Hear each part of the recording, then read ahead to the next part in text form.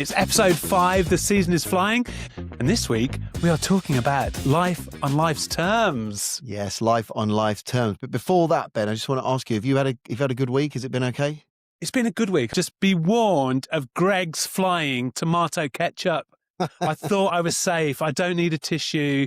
I've got my latte bacon butty deal. I'm flying M1. Down I go. Bite into the bacon butty, and sure enough, the ketchup goes everywhere. And you know what? I bloody knew it would, but still, it was there. I looked down, changing gears. Oh, from 5th to 6th, a vroom, vroom, vroom. And literally over my crown jewels, via some cheap denim, it was a massive blob of tomato ketchup. Nightmare. And then, you know what? I stopped at the next services just to wipe it off. And I was still on time, so that's good. So yeah, flying tomato ketchup whilst driving, not good. How about you, Rich? All right? I'm fine. That's just reminded me of a story, an M1 story that I had once before. And it was one it's of my, like the M1 tales.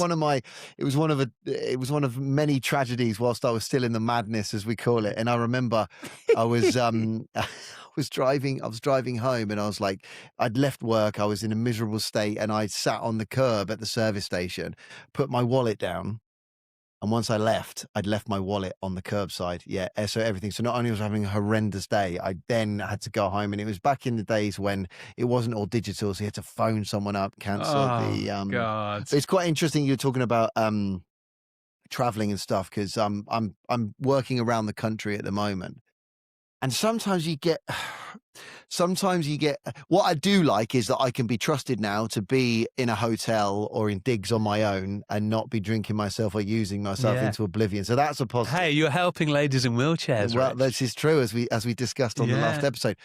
But I will say this, you get, especially working in musical theatre, I don't know if anyone that doesn't work in musical theatre knows about this.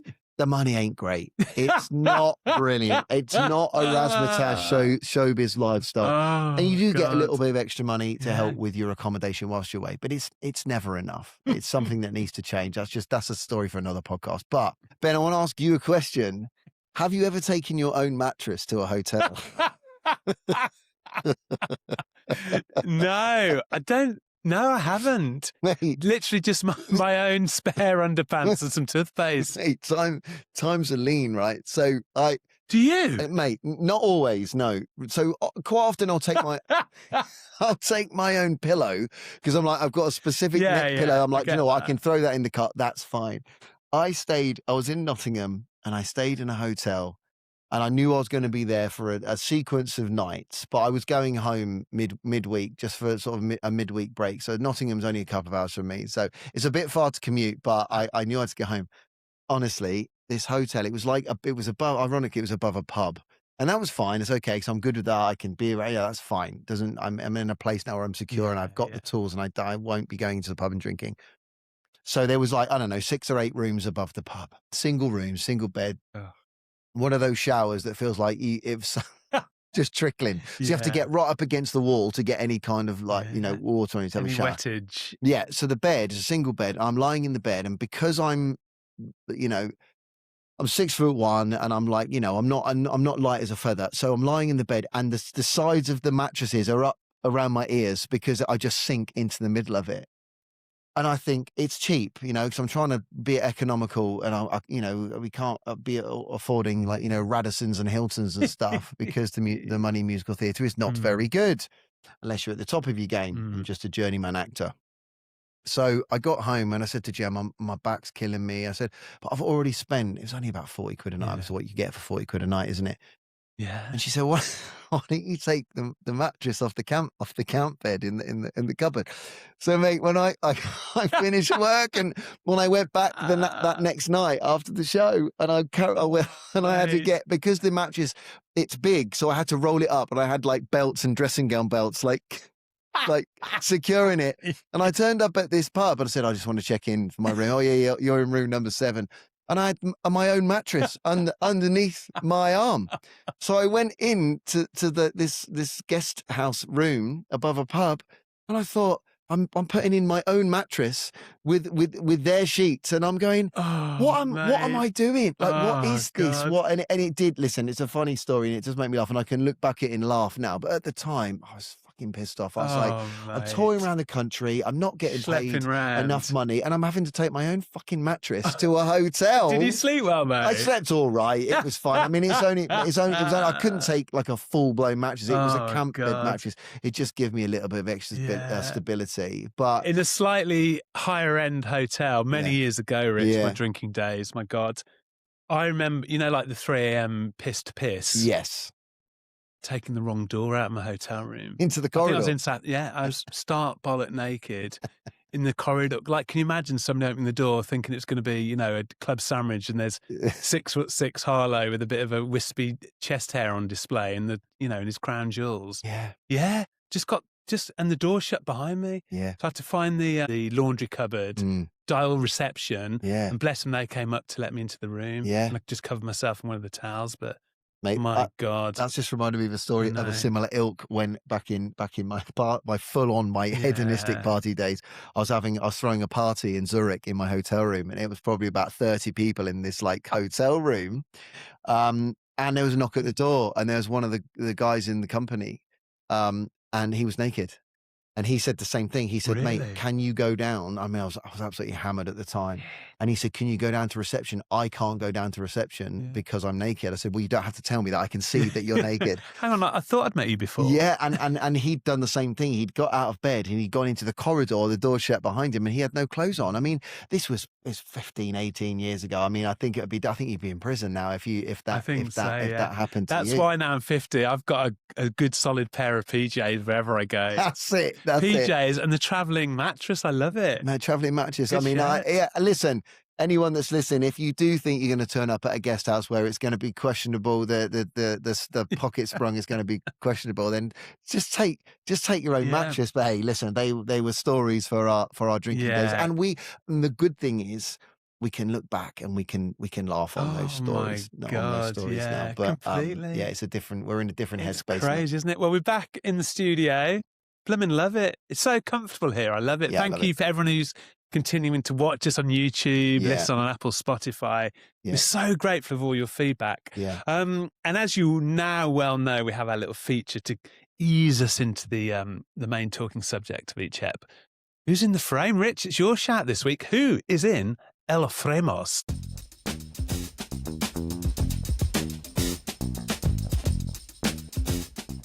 So on our coffee table here, we have a lovely picture frame, and each week we have someone in the frame that inspires us, on their sobriety journeys. And in this week's frame, we've got Jamie Lee Curtis, the actress Jamie Lee Curtis. You may know her from A Fish Called Wanda.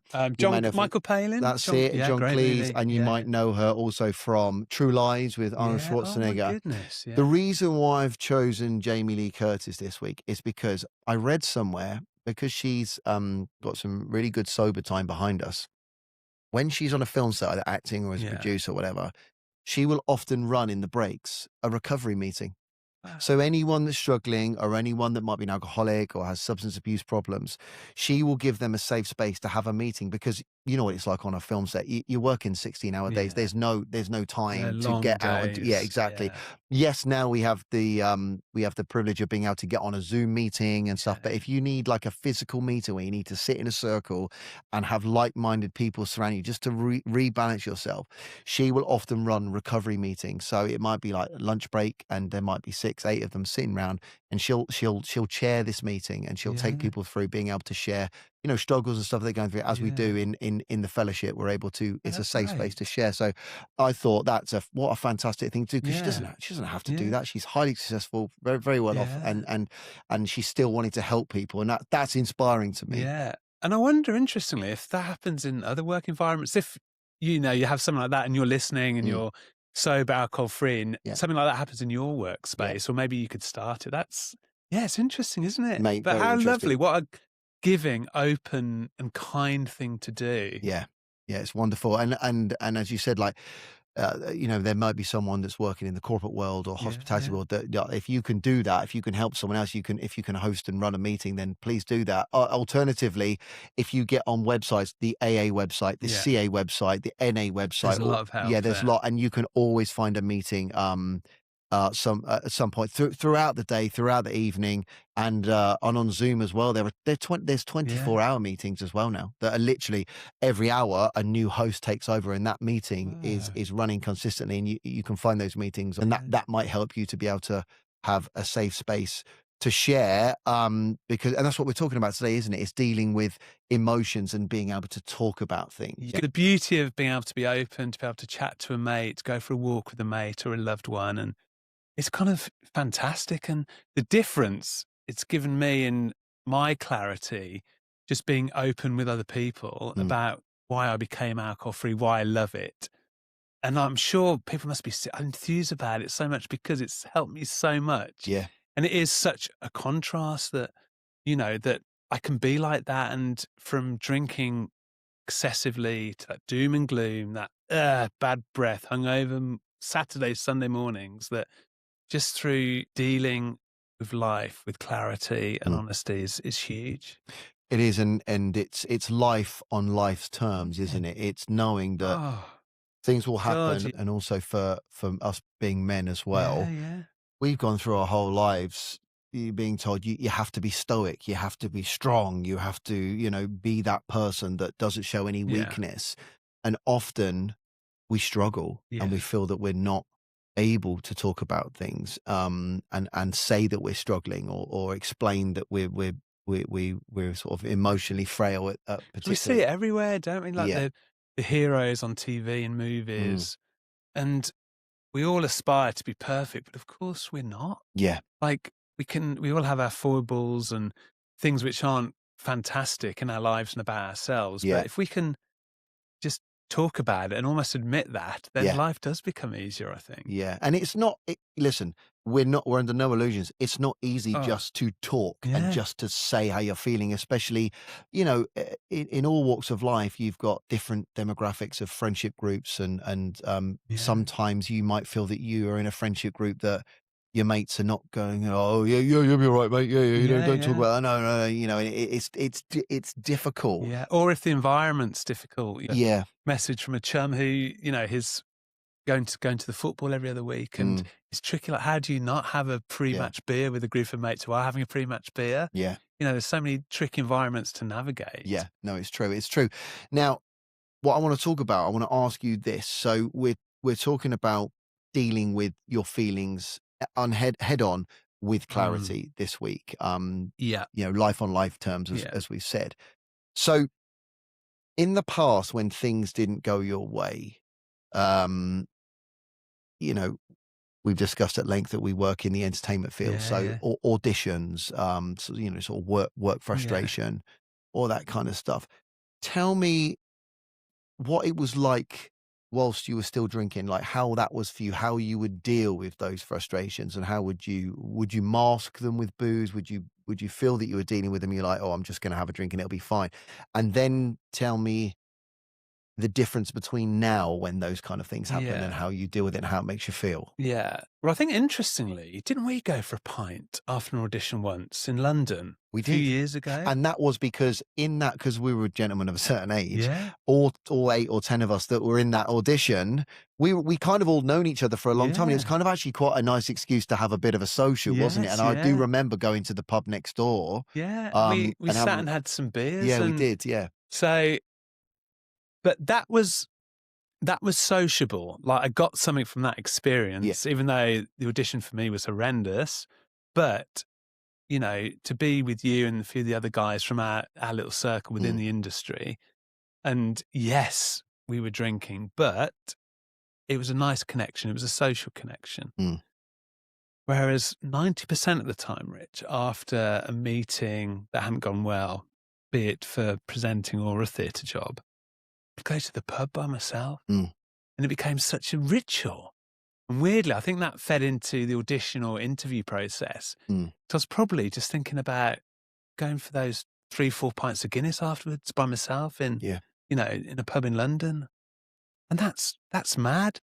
the focus, the whole focus should have been on the experience of the audition and being completely prepped for that, which I wasn't invariably, because I've been, invariably, sometimes you get an audition Monday, Tuesday. And of course, Friday, but I'll have a big Friday. Yep. Saturday, a bit less. And then Sunday, I'll look at my sides, look at my script in preparation for the audition, look at my music, do the best job I could. But of course, this wouldn't be like a full-on weekend of boozing.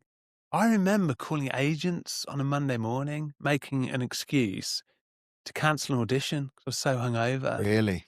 And ashamed that I'd fucking done it again. Yeah, it's the fear. That the cycle had happened again, the weekend cycle of drinking, and not prepared or giving myself the best chance of getting a job, which is crazy.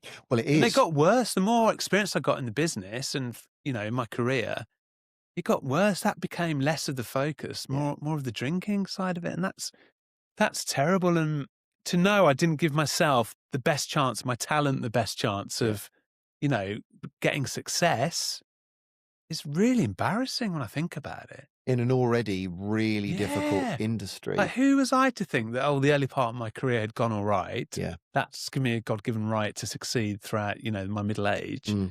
Of course it didn't. I remember one director asking me about a credit.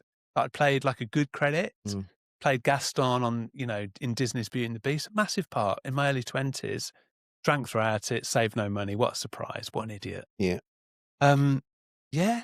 And he looked at my CV after an audition, probably 10 years later, and said, did you play that part? Yeah. i.e., you couldn't have played that part, you were shit. Yeah.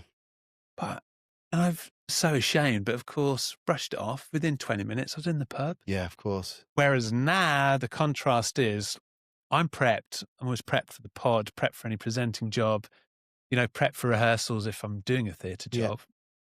And I'm proud of that. I'm prepped and ready to get as much out of a work experience, a life experience as possible. So I lose that feeling of being ashamed. I lose that embarrassment, beating myself up, because I know I've done it again. I know I haven't prepped. And then if there is a no for a job, which invariably is in our business, I can think, you know what? It's not the end of the world and it's okay. I'm not going straight to the pub. And because I've got the rest of my life in order, it's okay. Life's just, there's that calmness again. I keep saying, I love that calmness in my life. That yes, I might have some negative news about a position or a work job, but it's okay because I'm not rushing to the pub. I can deal with it and think, just practically, like maybe I'm not quite right for that role. As opposed to beating myself up because I wasn't prepared. And then, I've got, a nice life away from it that is my kind of the backbone of my life, not the pub. So it's being able to, again, dealing with rejection becomes easier. And you can put things into perspective like, they maybe didn't want somebody who's 6'6" and looks like a giraffe, and that's okay. It's fine. And also it would be the same if you were, say, going into the office and you've got a presentation to deliver. Or if you're going into, if you're working in reception somewhere, or a big day in construction, or yeah, exactly. And exactly, construction. I've got to operate the forklift today. I have to keep a clear head. But when we're struggling, we make bad decisions, and and we worry about it as it's happening, not before. And I think that you know what I mean. It's like it's always reactive, isn't it, to the alcohol, the symptoms of alcohol and the devastation that causes in your life. Yeah. Instead of preempting a problem, the problem's going to happen. So it's always, you just waste so long with damage limitation, don't you? Yeah. And that becomes so tiring. I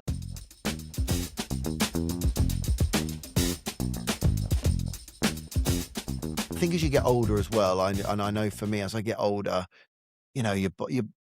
we're not old, but we're starting to get ailments and dodgy knees and stuff. And the thing about it is, if you keep throwing alcohol into the mix and drugs into the mix as well, it's just it's hard enough when you're feeling healthy to keep healthy. And when you're being sensible, but when you throw that into the mix as well, everything goes out the window. Your headspace, you can't focus on anything. Your body hurts, and eventually, what happens is you go back to the pub. Or you don't turn up for someone and you spend 3 days at home feeling miserable. Eventually you get to the third day, you start feeling a bit better again. And then you get to the weekend and it all starts all over again, doesn't it? It's that awful cycle. Yeah. And the number of mornings I remember driving in the car on the way to work, just done it again. Done it again. Yeah. And the shame of that is just, it's horrible. It's awful. And say like I said, you have to do a presentation to the rest of your office, or you're on the site, or you're in the hotel or reception, whatever. Now, if that presentation doesn't go well, or if that delivery of materials that you need to get up by Tuesday doesn't arrive, yes, it's frustrating. Yes, it will. It's make you furious because you've not done it as well as you know you could have done, or you've not completed your deadline or whatever. But what you're not doing is A, drowning your sorrows, and B, dealing with that disaster that may have happened on a hangover or with clarity, or kicking yourself in, like you said, with the shame of not preparing properly. Because all we can do is our best in all walks of life, and it isn't easy. Again, we say it regularly on the podcast. I'm not saying I do my best every single day. I try my best, but there's days where it's bloody hard, and you're just like, what? I can't. I'm just not with it today. I can't. But it would be so much worse, and I wouldn't be able to deal with those issues and those problems if I was still drinking or using. It would not work. So life on life's terms, let's talk about the meaning of that. You don't get to control the outcomes. And you don't get to avoid discomfort. But what you do get when you've got a clear head is the ability to control your reaction to it. And I think that's... Be fair to say? I think that's huge. Like, life is going to happen. You can't control the outcome of a lot of scenarios in life, but what you can control, as I've just hinted on, is, your reaction to those outcomes, how you deal with it, how you embrace disappointment, embrace success. And that consistency is so rewarding because it just gives you that peace. It's like, yes, you can have these ups and downs, but you can just deal with those so much better, with the clarity. And also what I find interesting, it's like these little, I call them little stepping stones of happiness that never would have happened. Like, and also I'm not delaying life. Little things like, oh, can you put the bins out? I'll do it tomorrow. Why tomorrow? Just do it now. Tick. Lovely. And then you get like a real satisfaction, can you pick up the dog shit? Oh, I'll do it. Oh, God, I'll do it tomorrow. No, you do it. Tick. And again, it's lovely. So all these little tasks throughout the day that usually would be placated, be put on the back burner until tomorrow or the weekend are getting done. So it's almost like your brain has a constant clarity, a constant calmness. It's like just calm waters of you're losing problems as you go instead of having to react to a problem. How am I going to fix something? Instead, just controlling your everyday life. And I think my sobriety has given me that. Like, I'm in control of the little things, which then contribute to like a complete happiness for me. It's building blocks, isn't it? Yeah, completely, 100%, Rich.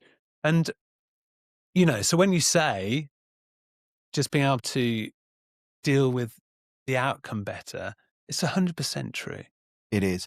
It's living with that illusion that, oh, alcohol will make it better. Oh, I'm feeling rough, or I'm feeling miserable, pissed off. I'll have a beer, a bit of a booze up to just kind of get through that.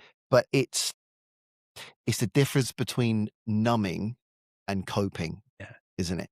And it's not. Listen, again, we're not saying it's easy. We're going, oh, it gives you this. It does give you those things, but it's not a walk in the park. It's still difficult, isn't it? It's it really still is. really Sometimes difficult. I just throw my hands to the sky and I'm like, no, really? Now? Really? It's like with the tomato ketchup. It's like, you're kidding me. Yeah. But you can just laugh it off because stuff happens in life. Yeah. And you're dead right. Sometimes you do just get those days where everything goes wrong. And it's like, I've tried my best, but these things have happened that are just out of your control. Yeah. But it's the reaction to those incidents. That's the difference, that you can cope. Yeah. You can cope. Because before it was avoiding uncomfortable feelings, wasn't it? You're avoiding uncomfortable feelings and you're kind of overreacting. And potentially uncomfortable conversations as well. Yes. You just put it to the side. Yeah. You don't, because you just can't deal with it. Emotionally, you can't deal with it. And if you have a difficult conversation, or you have a run in with your boss, or one of your friends is pissed off with you or whatever, and you need to sort that situation, you're ready to deal with that head on. Do you find, Rich, I certainly do, that through sobriety, your emotions are so heightened? Like I feel so, again, I'm no presenter on Countdown. Is it receptacle? Is that the right word? Receptacle's a word. I think so. Would that have got me 10 points? We'll see. I'll have to chat GPT the meaning Ask of Colin, it afterwards. our little mate. And then I'll decide. But that's what I love. It's kind of scary when you first realize that, when you become sober, because the cloud of booze is gone, but your brain suddenly is alive to everything, to the negatives, the positives. I'm like, even now, uncovering emotions that must have been stuck down. It's like the emotional fun fair. Yeah. Here, let's go apple bobbing, sir. Oh, let's have do you know what I mean? It's and it's exciting, but initially that's quite scary, because as a man, as a bloke, I just haven't been used to having the ability to even accept those emotions in my life, to absorb them, be it good or bad. And that is kind of amazing. When that initial feeling of because when you're sober, you're kind of laying yourself bare initially. It's real feelings. It's real feelings to life. But that's kind of exciting as well. That gives me, now, I'm almost 3 years sober. Gives me a real buzz that if I'm sad, it's because I'm sad. If I'm happy, it's because I'm happy. Yeah. I'm not, you've mentioned it before on the pod, Rich, I'm not creating a mask, a persona, playing a character. Yeah. This is me. And to get to 50 and to be able to say that is so exciting. Yeah. Emotionally, physically, feeling healthier than I've ever have done. Despite the hair. Well, I'm just pleased I've got. And remember, I didn't have hair for a long time, so you and me both. I am working it. I'm working the hair. No. But I just find it every day. Something amazes me, and it's because of my brain's just clear of all that fog. Well, you're engaged, aren't you? You're engaged. You're just engaged in the and because world, of that, life. I'm able to emote better. I'm able to express my feelings better. And hopefully listeners are at the same stage as me, or who have, like you, Rich, 5 years sober, 10, 15, they've had all this time to really enjoy that feeling. Because when you get that feeling, it's like, life's going to be all right. Yeah. Life is going to be all right because I'm just open to emotions, to feelings. And as a bloke, that's all right. I think it's pretty cool, actually. I do. And I think it's important for me in my journey I have to allow myself to be vulnerable. Yeah. It's okay. And it's that old cliche of a sentence, isn't it? It's okay not to be okay. And if you're not okay, that's okay. There's a lot of okays in there. But to be vulnerable, like if I'm having a tough time, I'm now at a point where if I'm at home with Jem, I can tell her I'm having a tough time. And if I shed a tear and I cry and she gives me a cuddle and says it's going to be okay, I'm okay with that. Yeah. And I would say to anyone that's listening as well, especially guys, we do find it difficult to be vulnerable, and we do find we're told to be stoic and but if you can, I think sobriety and having that clarity allows you to be vulnerable, and it allows you to access those emotions. And also that there's literally zero shame in that. Zero. And if anything, your wife, partner, your family, friends will be kind of a bit blown away. And I don't know if jealous is the right word, but it does allow you to be free with your emotions, being sober, or certainly for me, that's how I feel. Yeah. And I'm sure we all know people who can't be that honest, and that honesty really helps. And, I'm so proud that hopefully people think, Ben's done a good job here. He's been open, honest, but it is exposing yourself, and it's tough to start with. Well, it's true. And that's why, that's a huge reason why we're doing the podcast, isn't it? To try for us to be open with each other in this safe space on the podcast. But also, obviously, it's being broadcast. It's out there for people to listen to and hopefully relate to. And listen, we're not saying you have to walk around bawling your eyes out all day long. And every time you see a dog with 3 legs, you start crying into the woman that's walking it. But it's just, what we're saying is, for us, if we were having a vulnerable moment, or we were upset about something, or something made us feel that, we were sad, or it's okay to let that out. Yeah. Not let it build up, because we both know eventually if that it will fill up, and the build up. Yeah, and you'll have a nervous breakdown, and nobody wants that. I used to be able to feel it coming. Like even weeks off, a bit of a meltdown, I could feel it coming because I just wasn't sharing stuff to people. Yeah, and that's important to do that. You're just tucking it away day after day, your worries, your concerns. And that isn't healthy, because ultimately, sure enough, it's out there, and it's a lot worse to deal with than if you're tackling a problem head on, which sobriety allows.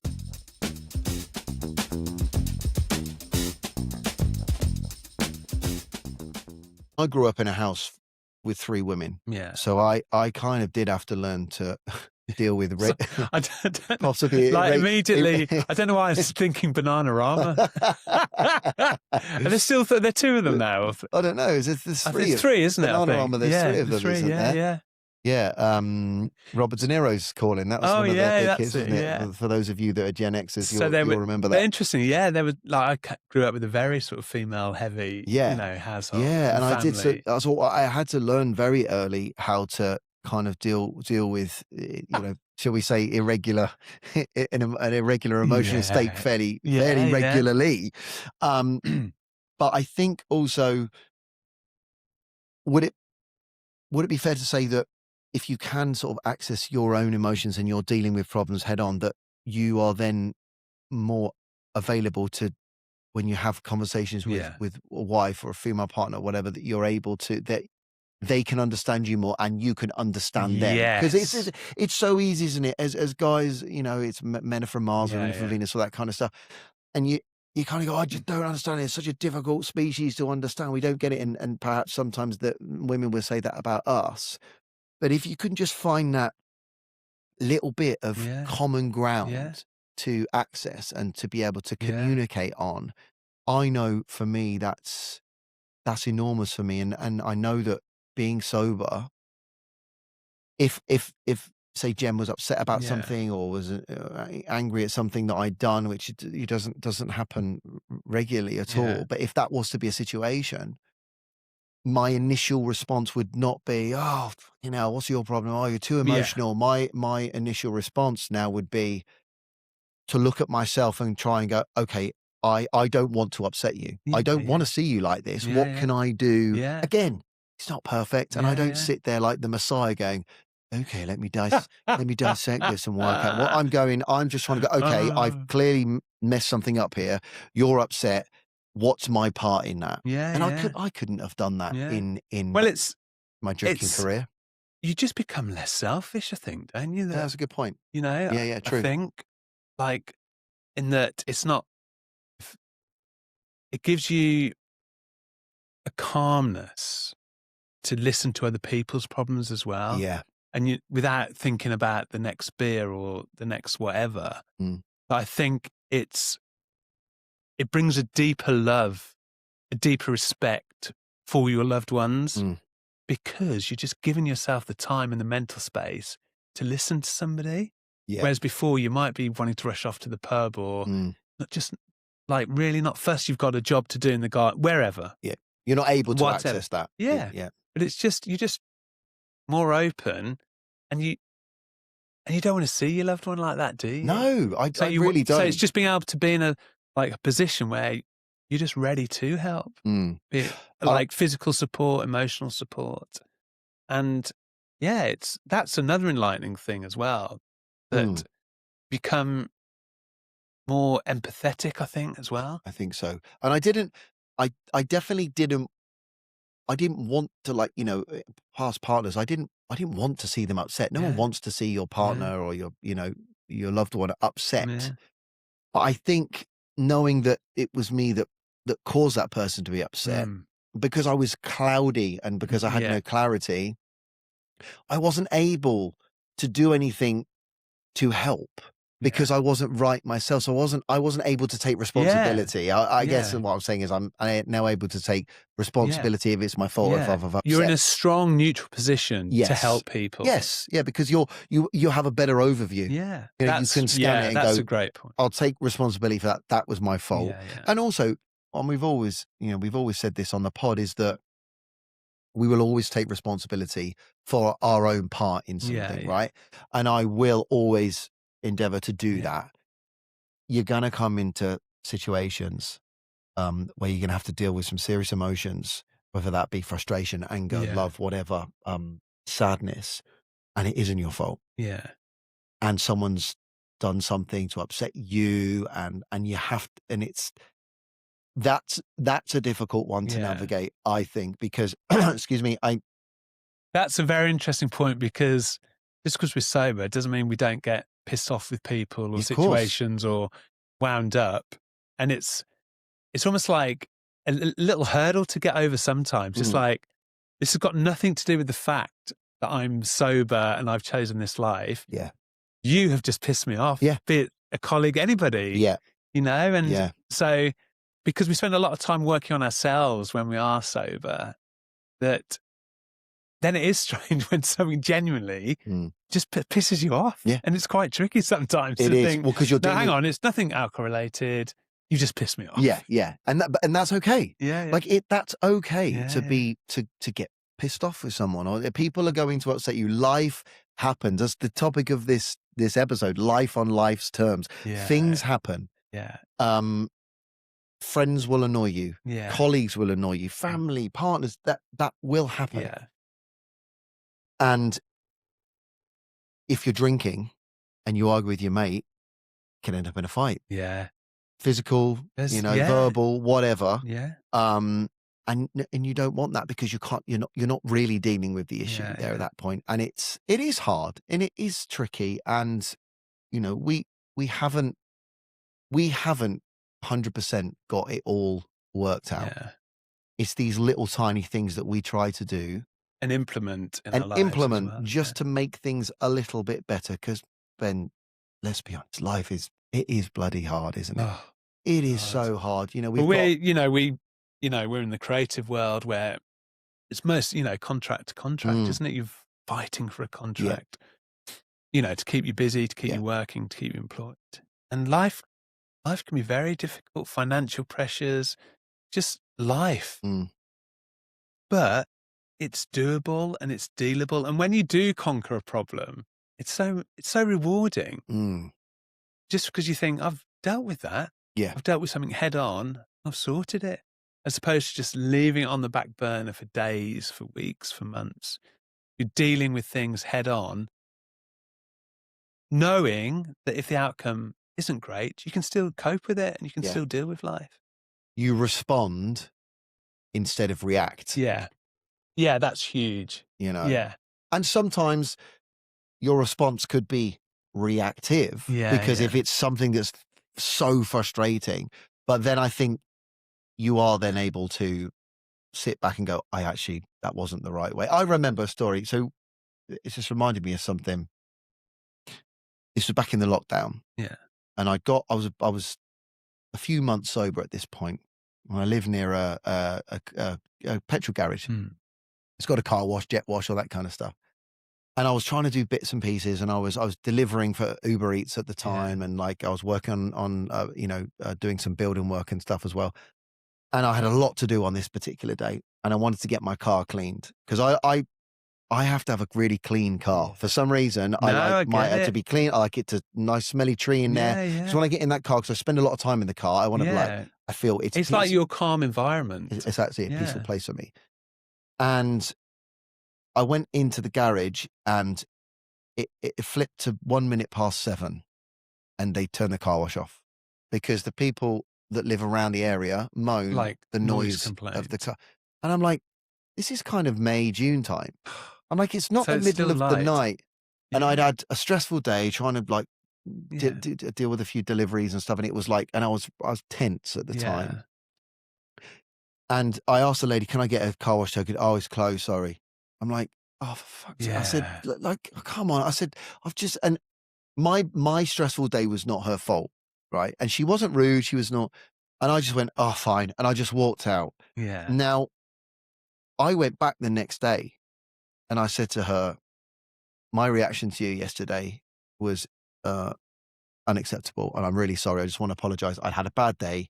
The car wash was the last thing. How good of you. And she just said, oh, I don't even remember. She said, oh, people are rude to me here all the time. It just washes off me. And I said, I'm really sorry. I said, well, regardless of that, I am sorry. And that was an example of me being reactive at the time. Yeah. But because I didn't go to the, well, we couldn't go to the pub at that time, but because I didn't go and open the fridge and have, 3 or 4 tins of Foster's, I was able to sit with that and go, I need to apologize to her because it wasn't her fault. How great you did that. And before I came here today, and we're 5 years on, I went in that same garage to fill up. Morning, Tracy. How are you? She said, all right. She said, any free tickets for your show? Yeah, if it's local. So, and we have now a good relationship. And you know what the funny thing was? Love it. Another lady in that same garage was rude to me one time, and then Jem went back into the garage, and Tracy, who I now get on really well with, said, I'm really sorry. Your husband comes in here all the time. He's irregular.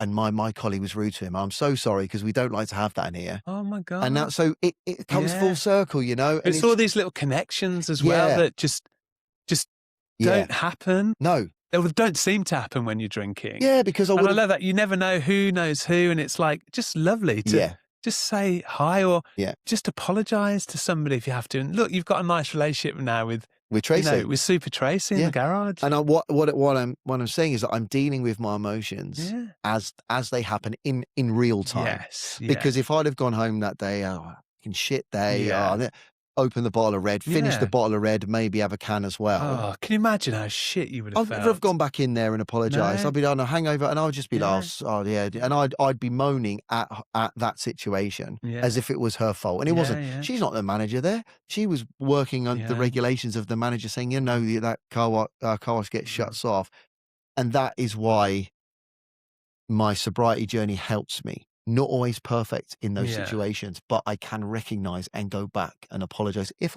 I need to. Yeah. But I remember in my drinking days, if I knew straight away if I'd said something that kind of wasn't my real me, it's like, oh, that's not you. Why have you said that? Something that that little devil. Yeah, that I would never usually do to people. I love people. I'm always trying to be polite and happy and calm with people and. The thought of upsetting somebody crucifies me. It's horrible, isn't it? There'd be occasions where I'd be like, catch myself like, why have you said that? That's not you. Because I was hungover. Yeah. Bit snappy, bit ratty. Or in a bit of a rush to get to that rush to get that first pint. Yeah. Just took over. Yeah. Ridiculous. Yeah, it's tough. It's really hard. And I would say that if anyone sort of wants some advice about how to deal with those situations, we obviously they can email in, email in at Rich. Ben, you know what I do. Yeah. You know what it's the I've forgotten it. You forget the email. Yeah, if you can wire us a telegram to the Churchill Rooms embankment. No, the podcast is it's I've got it. You've got it. I've got it. Here we go. 3, 2, 1. The sobermenpod@gmail.com. That's correct. Yeah. At last we got there in the end. Or they can DM us on Instagram, can't they? At the sobermenpod. And just you can ask us how we've dealt with these types of situations. And we're more than happy to put an email back, to send an email back to you, or put something in the DMs, because it's easy. People piss you off. Situations piss you off.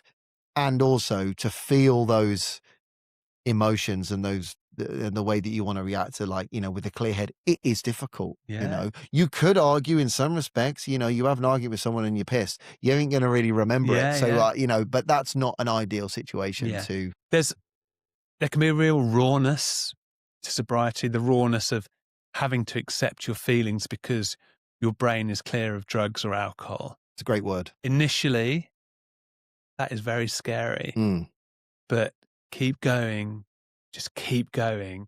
Slowly, just find this lovely contentment that there is shit in the world, which there is in your life, home life, work life.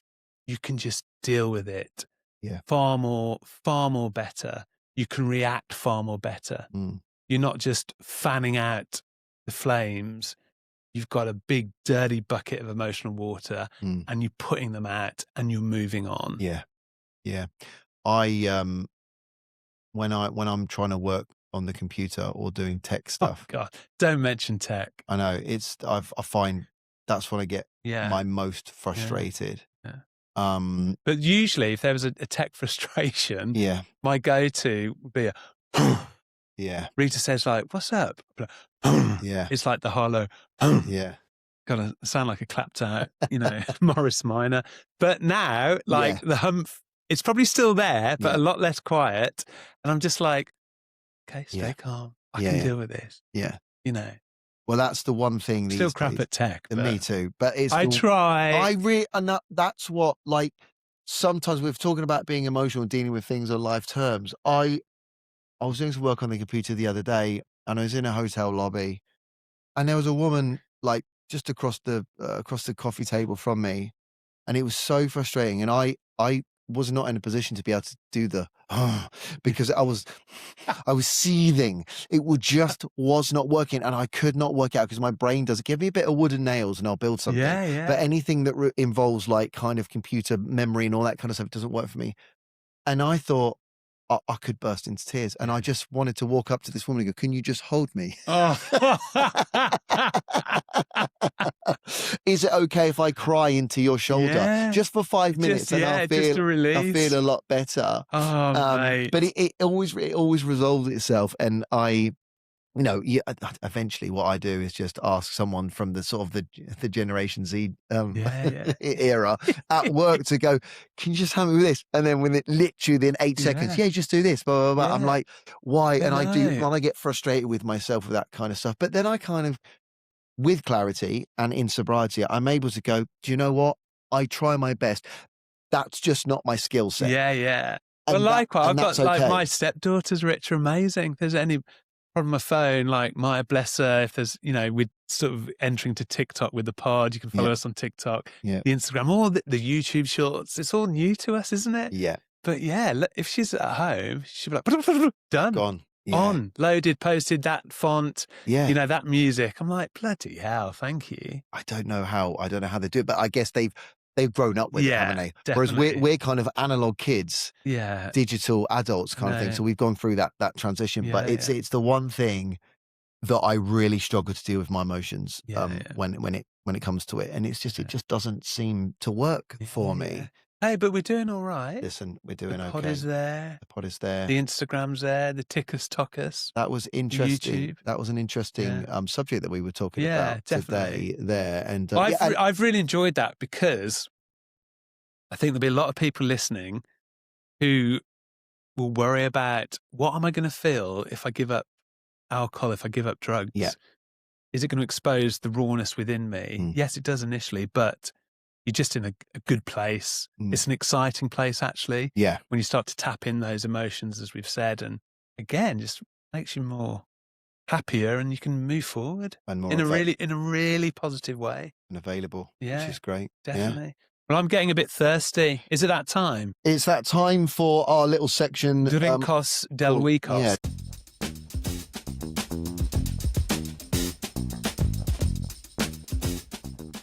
What have we got? Well, interesting one today. So, if you're watching, sorry, it's my big feet. That's all right. My size 12s as well. If you're watching this on YouTube, are you 12? Yeah, I'm a 12.